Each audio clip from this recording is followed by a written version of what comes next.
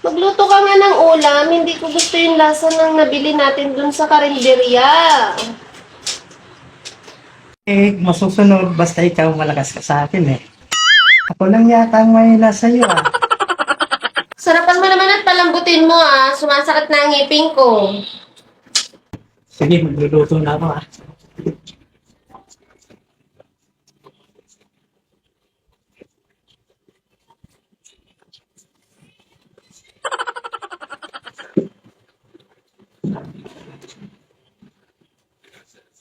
Siguradong magugustuhan niyo ito.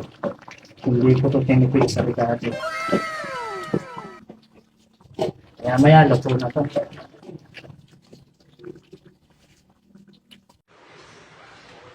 Gugutom na ako.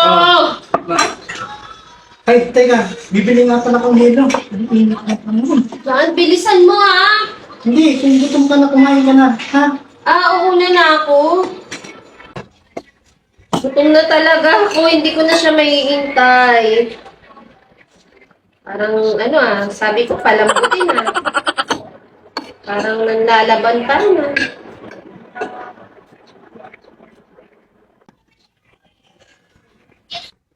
Punot naman ito. Sabi ko palambutin eh. Ito. Sige.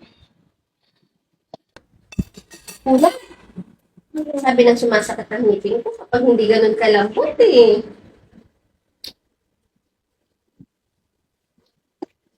A few moments later.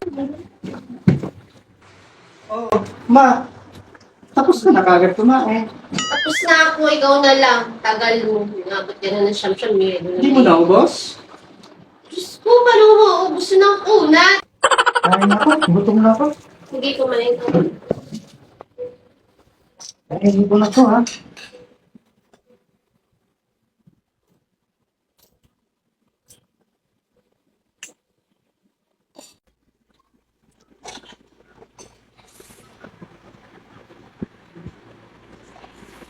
Sabi mo makuna, Unat naman talaga.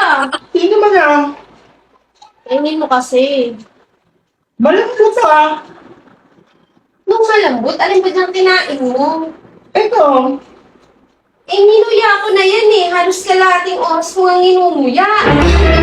Oh no!